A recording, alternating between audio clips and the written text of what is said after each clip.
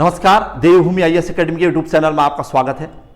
आज का हमारा विशेष टॉपिक उत्तराखंड प्रवक्ता स्क्रीनिंग परीक्षा से संबंधित उत्तराखंड के इतिहास के अंतर्गत उत्तराखंड पत्रकारिता का इतिहास। एक क्वेश्चन बनने की संभावना रहती है यहाँ से, इसी को आधार मानकर हम लोग उत्तराखंड पत्रकारिता के इतिहास को समझने का प्रयास करते हैं। अगर प्रश्न बनाता है कि उत्तराखंड में पत्रकारिता के इतिहास की शुरुआत कहाँ से हुई है, तो आप कहेंगे राजा सुदर्शन शाह के समय से। राजा सुदर्शन शाह टिहरी के पहले राजा हैं और राजा प्रद्युम्न शाह का गढ़वाल शासन गोरखाओं ने समाप्त कर दिया था और अंततः अंग्रेजों की मदद से सुदर्शन शाह ने टिहरी में अपने नए राज्य की नींव डाली थी और यहीं से उत्तराखंड पत्रकारिता के इतिहास की शुरुआत मानी जाती है। लेकिन फिर भी उत्तराखंड के पत्रकारिता के इतिहास को 3 चरणों में डिवाइड किया गया है। फर्स्ट स्टेज 1842 टू 1870 और सेकेंड 1871, 1940 और थर्ड स्टेज 1940 टू 1947। तो सबसे पहले इसके फर्स्ट स्टेज यानी प्रथम चरण की ओर चलते हैं। यह है इसका फर्स्ट स्टेज 1842 एंड 1870, 1842 से लेकर 1870 तक। तो इसमें सबसे पहले उत्तराखंड का पहला समाचार पत्र द हिल्स आपको दिखाई दे रहा होगा। अंग्रेजी भाषा में छपता था मसूरी से और संपादक पुस्तक तो जॉन मैककिनन। आर्थिक कारणों से 1849 और 50 के आसपास इस पर रोक लग गई थी, यानी इसे इसका प्रकाशन रोकना पड़ा था और फिर डॉक्टर स्मिथ ने 1860 में इसे पुनः प्रकाशित किया था मसूरी से ही। उत्तर भारत का पहला समाचार पत्र माना जाता है, इस टाइप का प्रश्न अगर पूछे। और विषय क्या था? सब्जेक्ट इंग्लैंड और आयरलैंड के आपसी संघर्ष को लेकर इसमें उल्लेख होता था, क्योंकि ब्रिटिश औपनिवेशिक शासन के अंतर्गत ब्रिटिश को अपने औपनिवेशिक शासनकाल में अनेक समस्याओं का सामना करना पड़ा था। तो उसके प्रतिस्पर्धी देश के रूप में आयरलैंड और अन्य यूरोपीय देश यहां पर थे, तो उनके मध्य जो प्रतिस्पर्धा हो रही थी उस विषय पर ज्यादा लिखा जाता था। अच्छा, दूसरा समाचार पत्र अगर कहता है तो मैफिस लाइट, स्थान मसूरी से 1850 में और अंग्रेजी भाषा में संपादक जॉन लेग। सब्जेक्ट अगर पूछता है तो ब्रिटिश शासन के विरोध में लिखा जाता था।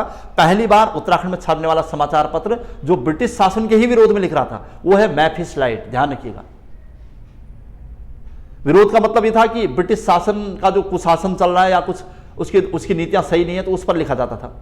1868 समय विनोद, जसपुर से प्रकाशित होने वाला जयदत्त जोशी के संपादन में।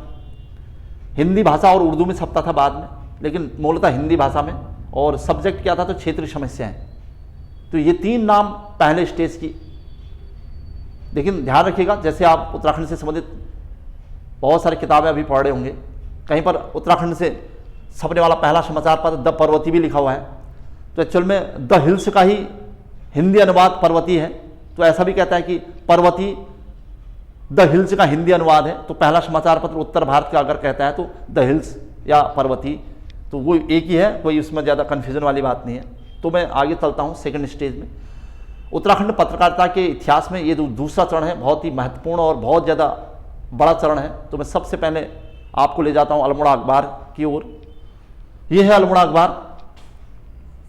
1871 में इसका प्रकाशन हुआ है। अल्मोड़ा से कुमाऊनी भाषा का पहला समाचार पत्र भी है, ध्यान रखिएगा।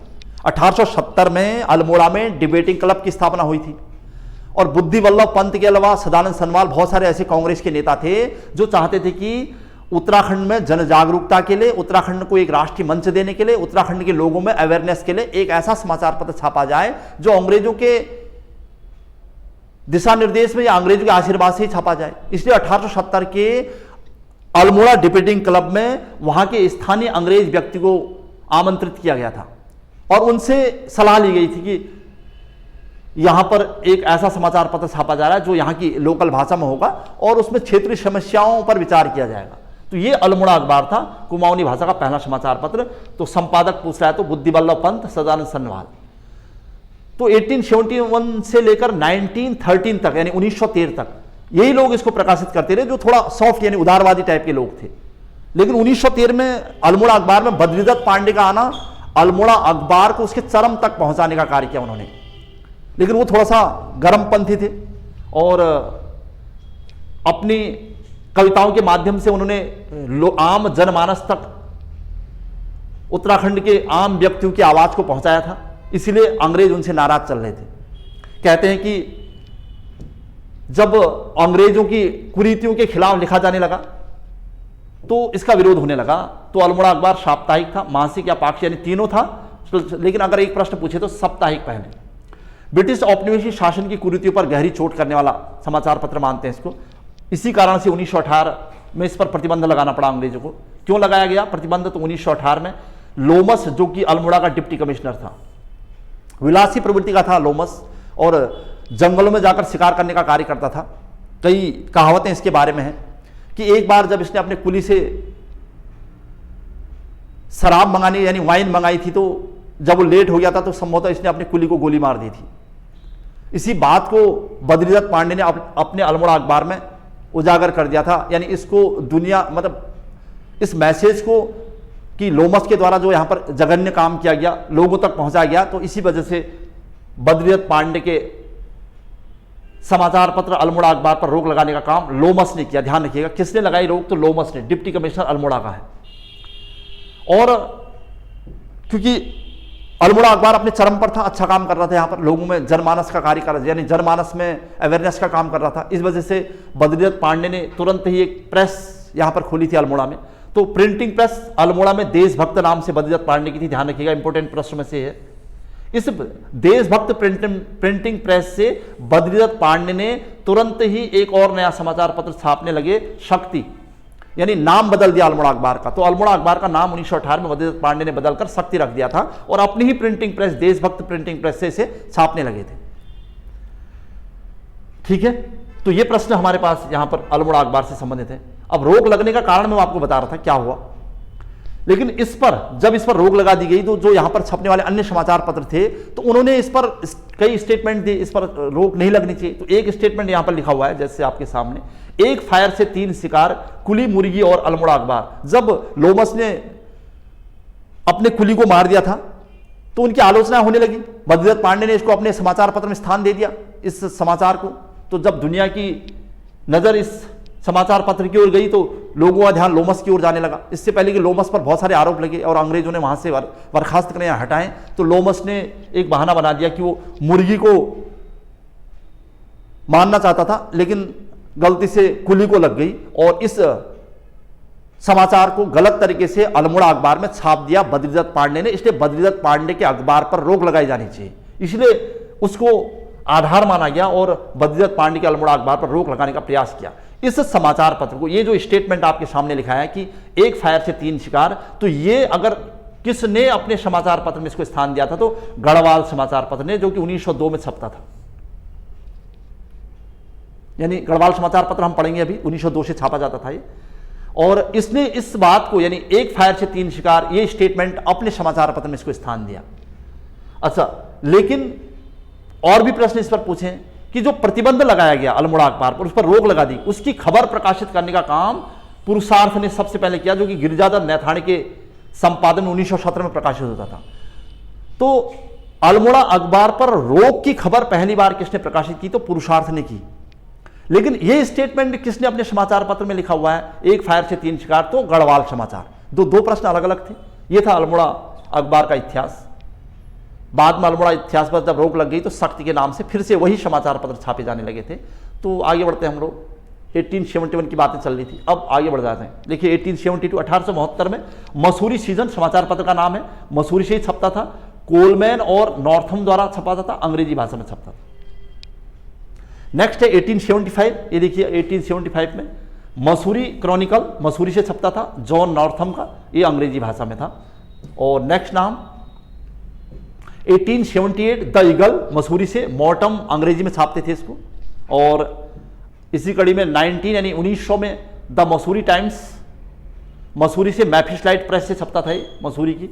और एफ बॉडीकॉर इसे छापते थे सर्वाधिक समय तक, यानी 1947 तक चलता था, 1947 यानी भारत की आज़ादी तक चलता रहा, सर्वाधिक समय तक चलने वाला अखबार भी कहते हैं इसको, द मसूरी टाइम्स, एफ बॉडीकॉर का, ध्यान रखिएगा। और 1902 गढ़वाल समाचार पत्र, और इसके बारे में ही बता रहा था मैं भी आपको, भाषा हिंदी भाषा में छपने वाला पहला समाचार पत्र। और स्थान कोटद्वार से छपता था शुरुआत में, लेकिन इससे भी पहले मुरादाबाद से पहले, सबसे पहले इसका प्रकाशन हुआ था, और फिर बाद में कोटद्वार, और फिर गिरिजाधर नैथाणी ने इसे नैथाणा ही से छापना शुरू कर दिया था।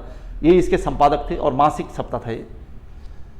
तो ये था गढ़वाल समाचार पत्र। गढ़वाल समाचार पत्र द्वारा 1902 में जब उत्तराखंड में सूखा अकाल के समय बहुत सारी परेशानियां, यानी पटवारियों ने जो यहाँ पर सूखा और अकाल से निपटने के बजाय यहाँ पर स्थानीय लोगों को परेशान करने का काम किया था, तो उसको अपने समाचार पत्र में स्थान दिया। तो इसकी भी काफी आलोचना, इस पर भी रोक लगाने का प्रयास किया गया और गिरिजाधर नैथानी ने आर्थिक कारणों से इसे बाद में बंद करना पड़ा इसको।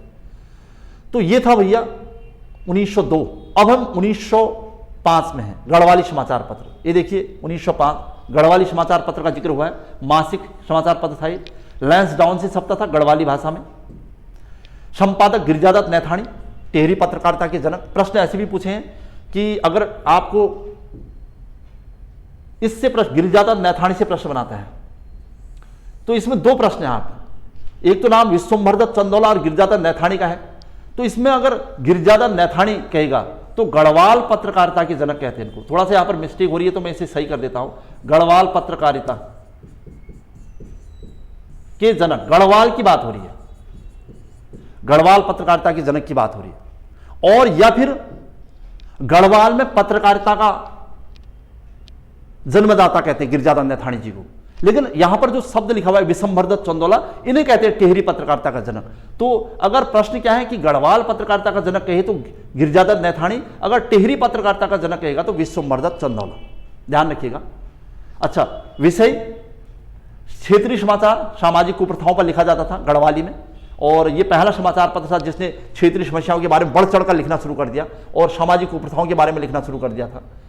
और सबसे बड़ी बात, जब विश्वम्भरदत्त चंदोला ने इसे संपादित करना शुरू कर दिया बाद में, तो उन्होंने रवाई कांड का समाचार भी लिख दिया था इसमें। आपको पता है रवाई कांड राजा नरेंद्र शाह के समय 30 मई 1930 को तिलाड़ी के मैदान में हुई थी, जहां पर बहुत सारे किसान मारे गए थे।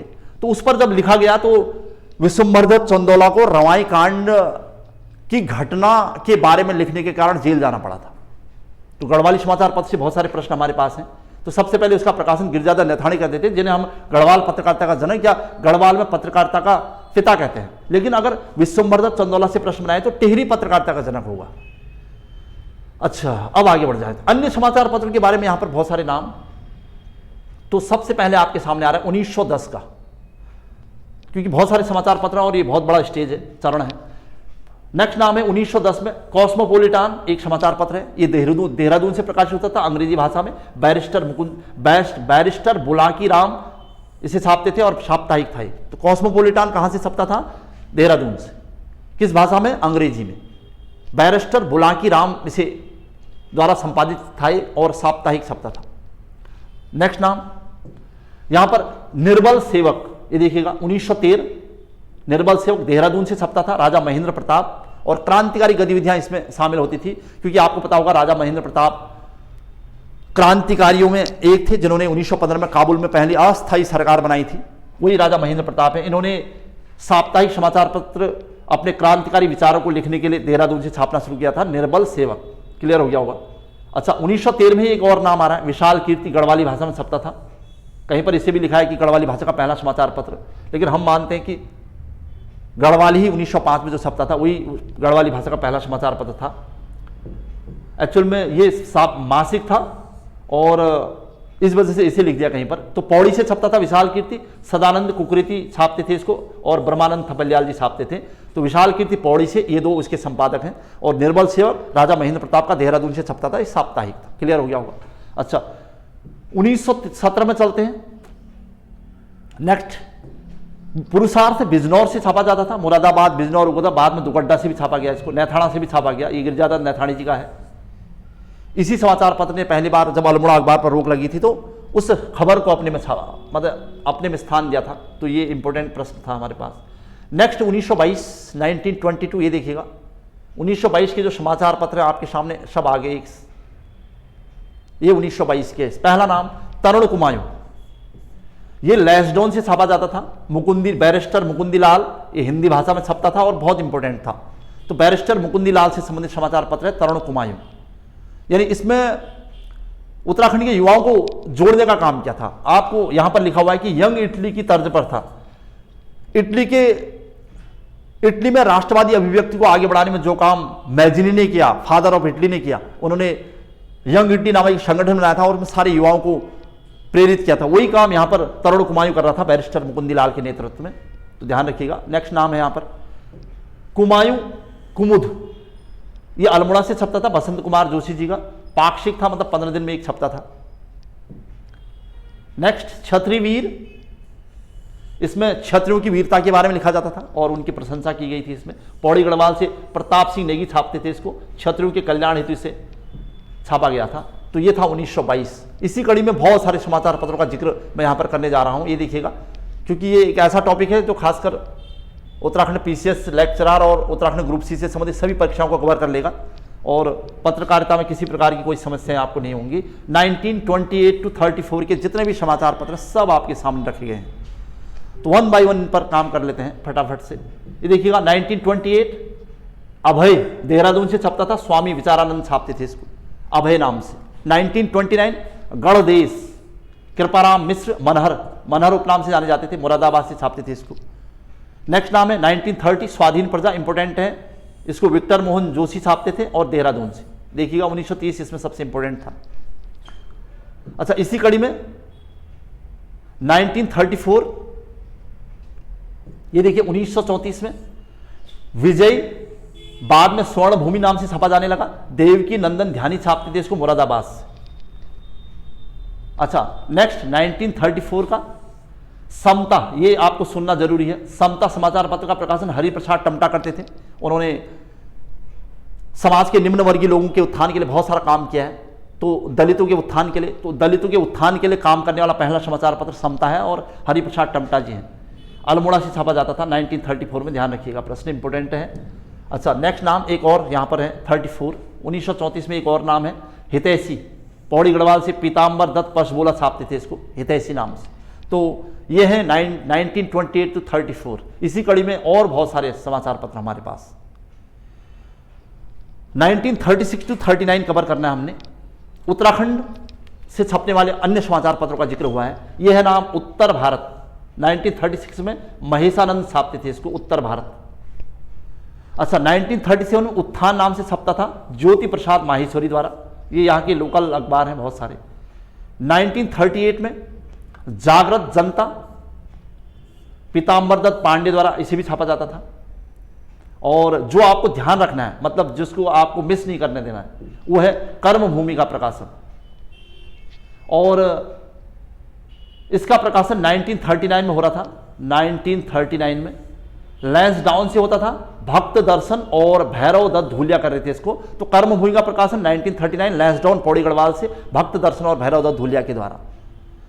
और द्वितीय विश्व युद्ध के दौरान ये समाचार पत्र यहाँ पर बहुत बड़ी भूमिका निभा रहा था। और भक्त दर्शन, इससे और एक और प्रश्न पूछा कि जो कर्मभूमि समाचार पत्र था, टिहरी में प्रजातंत्र की मांग को लेकर उत्तराखंड में बहुत सारे आंदोलन चल रहे थे। उसी दौर में कर्मभूमि ने भी बहुत बड़ी भूमिका निभाई कि नहीं, टिहरी में राजतंत्र को समाप्त करने के लिए और प्रजातंत्र की स्थापना में बहुत बड़ा योगदान है कर्मभूमि समाचार पत्र का 1939।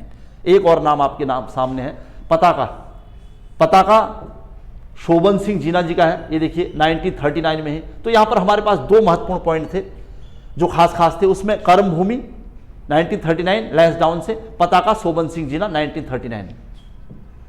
इसी सीक्वेंस में हम नेक्स्ट यानी थर्ड स्टेज की तरफ चल रहे हैं। उत्तराखंड में पत्रकारिता के इतिहास का तीसरा चरण।